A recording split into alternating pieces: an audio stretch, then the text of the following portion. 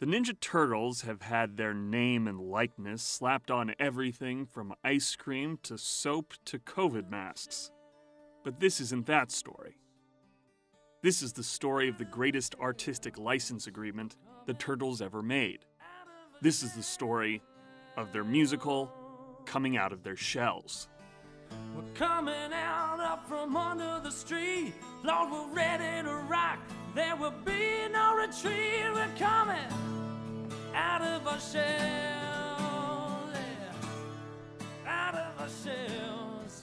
We're coming out of our shells. We're coming out of our shells. Co-creator Bob Bejan. My writing partner, Godfrey Nelson, and I had spent the previous 3 years working as jingle writers and industrial show writers, having written a musical together kind of in the mid-'80s. And the pact we made with each other as we were getting all this commercial work was we were going to do as much of it as we could because we were, it was great, just great experience. And that was back in the day where, you could still write jingles for a living and make a great living at it.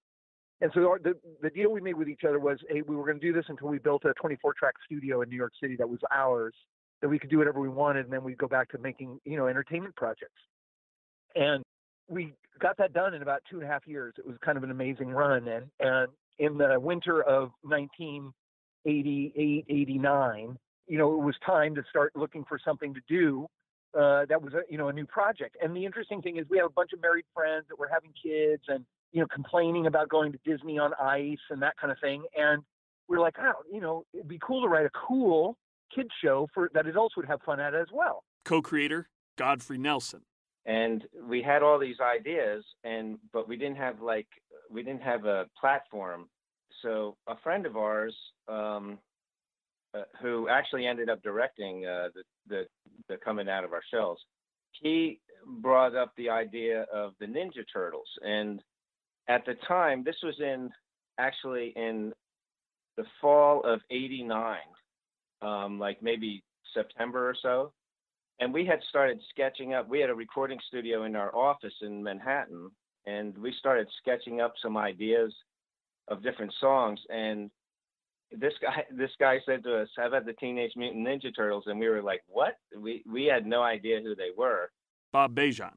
I was a comic book reader at the time, and a friend of mine had given me a Xerox copy of the first comic novel that Eastman and Laird had done. That hadn't really been published yet, but kind of was, you could get a copy. They were around, and my partner and I read it, and it was like, wow, this would be a freaking awesome show. And we just kind of literally one of those things where you stay up at night and kind of go, oh, what would be the outline? And we came up with the outline for the show, and we wrote 3 or 4 songs, and I wrote like a 20-page treatment. And then literally we just we knew that those guys lived in Northampton, Massachusetts. And I literally called information and got their number and called them and said, hey, we have this idea. Can we come up and see you? We'd love to run it by you. And Godfrey Nelson. I think it was probably sometime at the very beginning I was trying to remember, either at the end of '89 or the beginning of 1990. So we put together a pitch, which we had done a lot of pitches because that's kind of like what our business was about. And we put together like 5 or 6 songs, and all of which ended up on the album. And our whole concept of what we wanted to do with the Turtles. And at the time, it was very different actually than what ended up being the Coming Out of Our Shells tour. Originally, it was just, we really wanted to tour it like a rock band, these guys had been down in the sewer, chopping wood, as they say. Well, it all started a long time ago, back in the pet shop. Oh, Mike, stop goofing around. He wants to know about the music. No, duh! Just chill out, Raph. See, okay, Raph and I were waiting for this pizza to be delivered, see, and... Yeah, and I was just banging on some sewer pipes when all of a sudden we realized we were making music. Oh, man, it was so bodacious! With kind of like a, garage band type vibe, but really kind of like rock and, hard edge, more like No Treaties, like that song No Treaties. He walks in the door and out go the lights. more like edgy rock than it ended up being more of a mix of lots of different styles. And so we went up there, and Eastman and Laird, we had lunch with them in a private room in a restaurant, and we pitched them, and they loved it. It was interesting because Kevin was really into it. I'd get an envelope at the office in New York, and it'd be like 5 sketches of him going like, this is what the costumes could look like, this. And we, of course, we took a lot of inspiration from that as we worked with Landmark Entertainment, to kind of build the suits and everything, which was cool, because I think they enjoyed it in the sense of it being different. Definitely, I think Kevin more than Peter for all the obvious reasons. We were very different than toys and cartoons and the movie, and so I think the idea of being around rock and roll was cool to them at some level. And they were like, okay, you're going to hear from our lawyer. And this guy, Mickey Hyman, who was their lawyer at the time, called like a couple weeks later and said, okay, you guys are in, if you want it, here's the deal. And they gave us just an enormous package of rights for a remarkably little amount of money. It was everything we had at the time, being who we were in our careers, but it was really not a lot. But they were really behind us. And if it hadn't been for them being behind us, Bob and I never would have been able to get that license. There's no way. I'm not exactly sure, but I believe that it was like $250,000 that we had to put up front just to get the rights to the license. That was money that we wouldn't see again, That was what I'm not, it could have been more, but I think that's what it was, which is a lot of money, especially for 2 young guys who had no money, By the time we really got our act together and we had the whole show put together and with all the songs and the real full pitch put together to go to, corporate sponsors and record companies and that kind of thing, the Turtle movie was just about to come out, and it was getting a lot of hype. I think it came out in March of 1990. I don't remember exactly, but I believe it came out in March, and we were pitching before that to record companies, and we could not get a record deal. They thought we were crazy. They didn't know who the Ninja Turtles were, and we maybe pitched to maybe half a dozen, maybe more record companies in February and the beginning of March. Well, by the end of March, they were calling us back, because of the movie, because I think the movie, it grossed like $300 million or some crazy amount of money. And what it enabled was us to get a producing partner, this guy, Steve Lieber, and then, get virtually instantaneous sponsorship by a pizza company, right? Because it was just an incredibly hot thing. So we literally wrote letters to the CEOs of Domino's, Pizza Hut, and Little Caesars and said, hey, we're coming to see you, here's the deal we're kind of offering. You know what I mean? Pizza Power was the song we played for them at the meeting. Man. Like that was the one.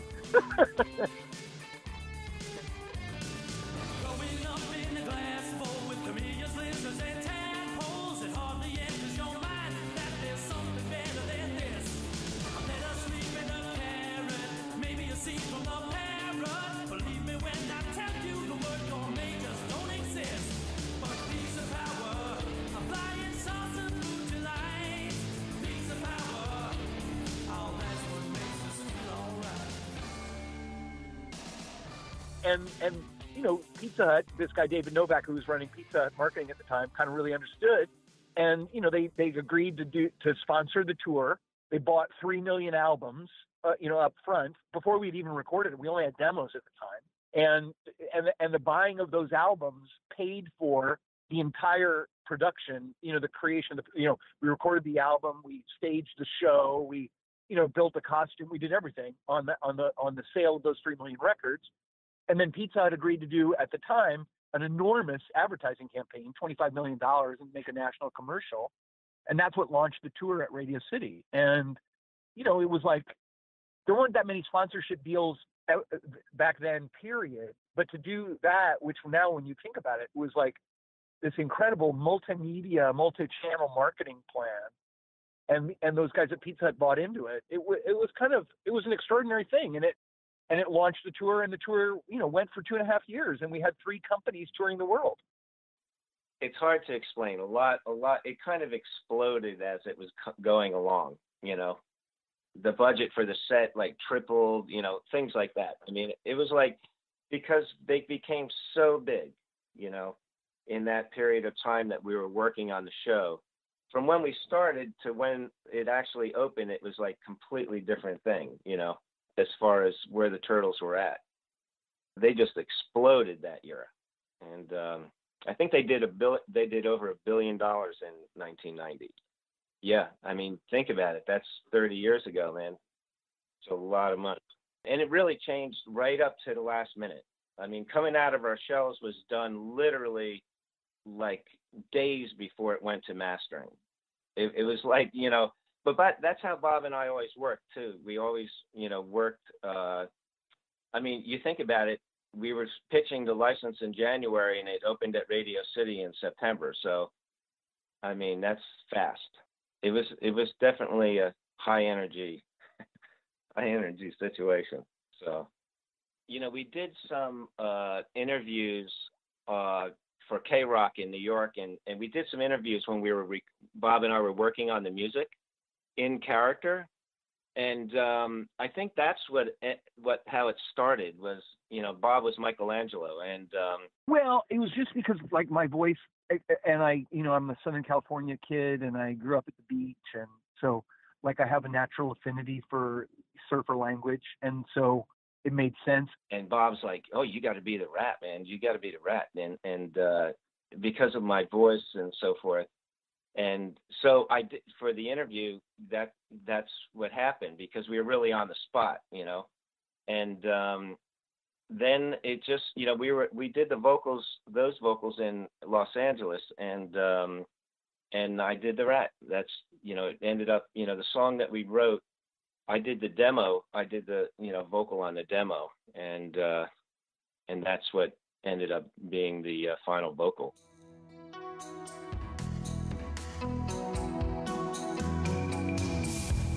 Standing in water looks like glass. World of blue is what I see.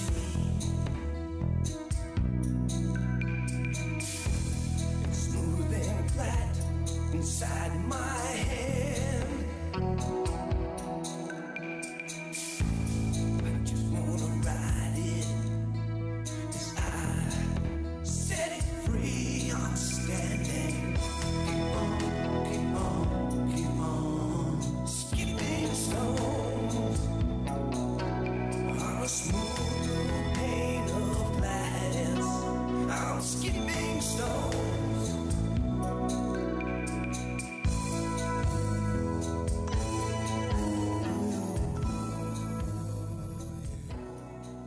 It was this idea of trying to capture the essence of Splinter, the Zen master, and, so much of Asian or, Buddhist literature talks about, spreading of your vibration, and they use that illusion a lot of a stone skipping on still water, and the way every action you take has an effect on everything else.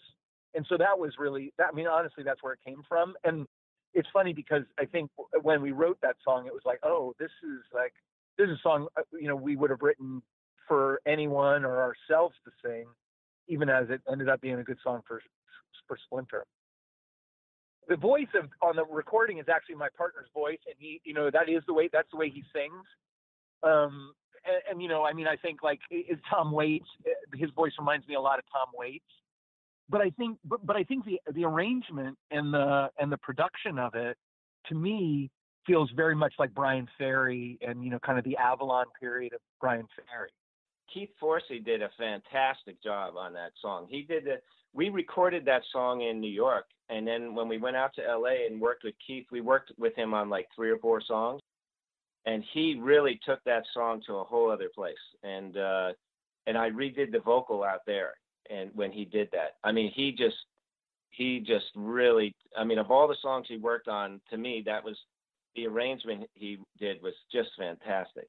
But that was all recorded out there, that particular arrangement. Like this is the kind of way we were working. It was like, hey man, we got to come up with a title. It's like, and we're fooling around with some music and stuff, and Bob's like singing, or we're both singing away, and it just kind of happened. And we said, oh well, that could be the title song, and it's like, we were really shooting from the hip, and we literally walked into the studio and recorded the song, and it just so happened that the singer who sang that song, he sang a bunch of stuff. He happened to be there, so we just went ahead and did the whole track, and it was really at the last minute. And that the whole name, everything came out of that. Some of the tracks are all me, so, and then just sweetening here and there.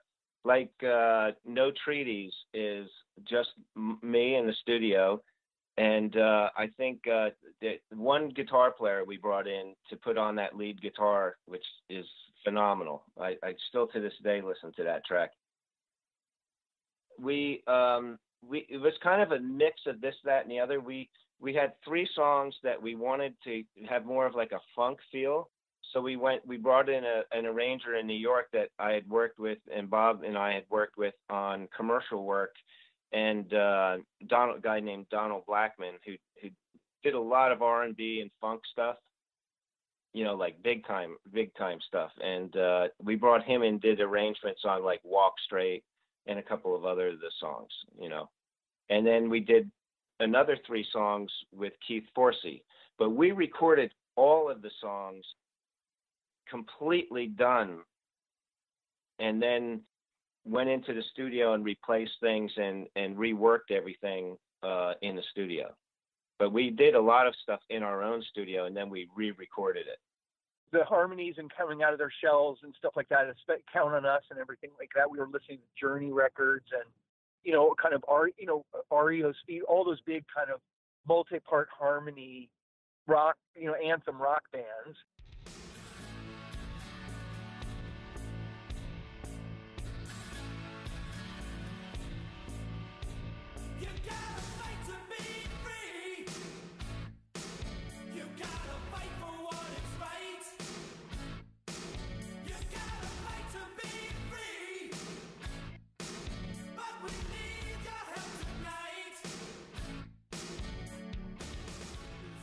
If you listen to that record, there are a lot of styles in it, and everything from funk to R&B. Both my writing partner and I have pretty eclectic tastes in music, and so we were just trying to kind of find things that suited the characters well, and felt contemporary and not kiddie rock, and felt more authentically of the genres that we were trying to kind of pay tribute to. It was really about kind of saying, okay, how do you create an evening that kind of that allows us to call upon kind of all the elements of what the Turtles were, right? They're superheroes, so they got to do something amazing.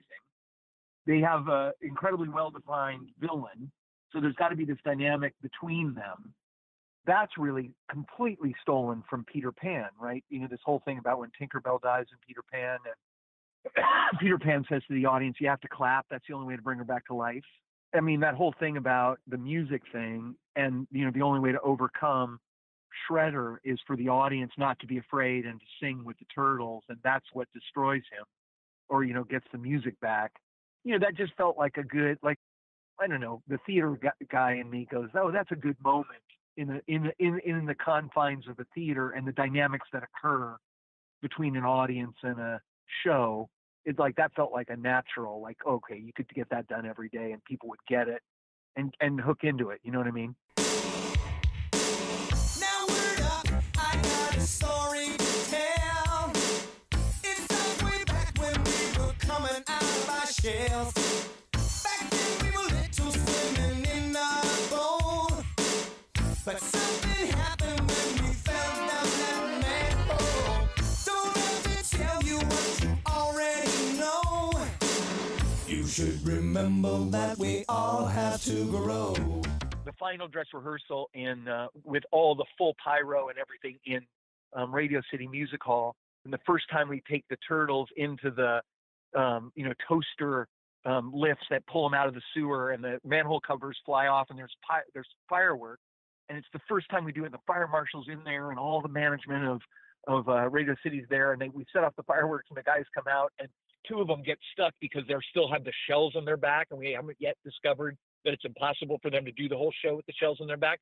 But also the pyro catches fire, it lights a fire on one of the manhole covers, and they pull it up into the ceiling, and it almost sets the fringe of the 100-year-old act curtain at Radio City on fire. And, I'm standing in the back, and the fire marshal's screaming, and the owners of Radio City are screaming, and it's like, that was a tense moment or two. So there's tons of stories like that. Any kind of production has them, but there were some amazing ups and downs for sure. And we spent a lot of time with the movie guys as we were starting to build the suits for the road. And of course, you want to do 100% matching. And, the original suits and the out of town tryouts and the first early rehearsals, we had full shells and all this kind of stuff. And there's this infamous performance night when we're still in previews at Radio City, shell night after hell night, in a fraternity kind of thing. And, we're literally halfway through the second act, Donatello and the actor playing Michelangelo literally pass out in the middle of one of these songs because the weight and the sweat and the heat generated by the shells was just too much. And both of them are overcome, which was not pretty. And that led to kind of the alterations and the kind of ultimately what we ended up touring with, which was something that the performers could dance full out in and still sustain all the way through. But we had a ton of trouble. The final dress rehearsal with all the full pyro and everything in Radio City Music Hall, and the first time we take the turtles into the toaster lifts that pull them out of the sewer, and the manhole covers fly off, and there's fireworks, and it's the first time we do it. The fire marshal's in there, and all the management of Radio City's there, and we set off the fireworks, and the guys come out, and two of them get stuck because they still have the shells on their back, and we haven't yet discovered that it's impossible for them to do the whole show with the shells on their back. But also the pyro catches fire, it lights a fire on one of the manhole covers, and they pull it up into the ceiling, and it almost sets the fringe of the 100-year-old act curtain at Radio City on fire. And, I'm standing in the back, and the fire marshal's screaming, and the owners of Radio City are screaming, and it's like, that was a tense moment or two. So there's tons of stories like that. Any kind of production has them, but there were some amazing ups and downs for sure. And I think, look, you can argue about how successful we were, but I think, to a great degree, we created some magic for some people. When you're standing in the dugout of the New York Yankees at a playoff game, singing the national anthem, standing next to Don Mattingly, and the Turtles out there on the mound, lip syncing to what you're singing into the microphone in the dugout, and the whole crowd goes absolutely freaking nuts. That's pretty heady stuff. Give it up for John, Mike, Raph, and Leo, the Teenage Mutant Ninja Turtles!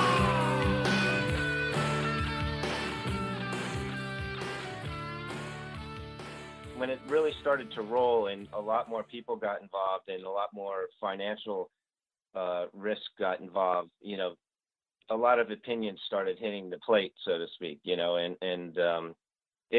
all I can say. It was a little crazy because it just happened. It was a little too fast, for me. And that was one of the reasons why I just, I kind of overloaded on it. But I was very involved, and then I backed off. I totally backed off. I had personal things going on in my life, and it was just the timing was right, I mean, we sold 1 million tickets. I mean, that's the better way to think about it. I mean, that's a lot, when you think about the venues we were playing and the number of days we were playing and all that kind of thing. That's a lot of tickets to sell. We sold about 6 million albums. We did, it's wild. The fact that they're still as big as they are now, it's a tribute to the property and the underlying intellectual property of the Turtles, right? It's one of those things that resonates with lots of people for lots of different reasons. But the stuff that we did, it was an incredible ride. I mean, it was exceptionally successful. We definitely had swag, you know what I mean? And people would gather. We weren't even thinking about the money, to be honest with you. We were thinking about creating something that people didn't have, that wasn't happening, To me, almost more than anything else. And really the whole the whole Turtles property kind of holds up to what I'm about to say is that, if you can see what it is that you want to go for and you can really focus on that, you can kind of make anything happen. Because like when I think about what we did then, and just kind of on gumption, really, and not knowing any better that it couldn't be done. The stuff that we were able to kind of make happen and be a part of is just extraordinary. And even as you think about like what drove Eastman and Laird to write the Turtles in the first place, same kind of thing, right? They were rejected by so many of their stories had been rejected by the traditional comic book companies at the time. They wrote the Turtles kind of in response to every criticism that they were given. It's the Turtles property and the universe is basically everything that at the time comic books said you couldn't do. 4 heroes instead of just a threesome or a duo, that kind of thing. Like all of it just was flying in the face of all the criticism that they got. And they just went, we're going to do this and we're going to commit to it and make it and believe in it. And, I think in a very real way, Godfrey Nelson, my writing partner, and I, got the same kind of experience out of that. Yeah, I think it's the second best-selling children's album ever. I still, to this day, I'll get if someone knows that I wrote the Teenage Mutant Ninja Turtle music, you wouldn't believe the response people, guys that are like in their late 30s now that were like turtle freaks, they're like, oh, awesome, it's crazy, and hence the reason why we've done some licensing, and they really got people that were into it were really into the music and the fact that it was not kids music, It's funny because, I have friends at Nickelodeon that are, at high levels at Nickelodeon. And, we went to them a few years ago because we wanted to do another tour. And they weren't interested in doing any live shows. But now we're getting the word, we're hearing, through the grapevine that there might be an interest in doing a live show again. It had a profound effect on our lives and certainly, what we've done afterwards and everything. It was amazing to be a part of it, be close to them.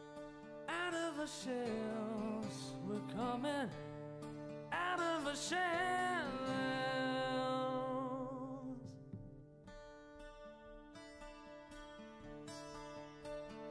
When there's music inside of you, you know that someday it's got to come through. That's why we're here and we're telling you true. We're coming out of our shells, yeah. You hear the rhythm and you're moving your feet. Ain't nothing like a song with a beat. We're coming out up from under the street. Lord, we're ready to rock. There will be no retreat. We're coming out of our shells. Shells. We're coming out of our shells. We're coming out of our shells. Oh, just once we got started, we knew that we scored. Learning the music and finding the chords. We just kept practicing, we stayed underground. 'Cause singing in the sewer is a wonderful sound. It's a wonderful sound. We're coming out of our shells. Lord, we're coming out of our shells. We're coming out of our shells.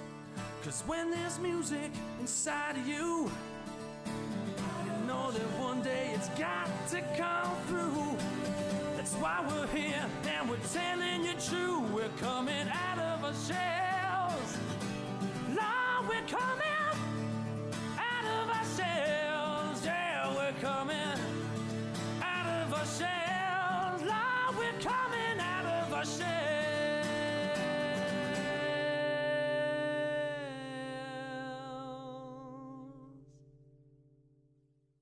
Look, the proceeds of the Turtles, I got into writing software in the Turtles because the heads were controlled by Futaba remote controls.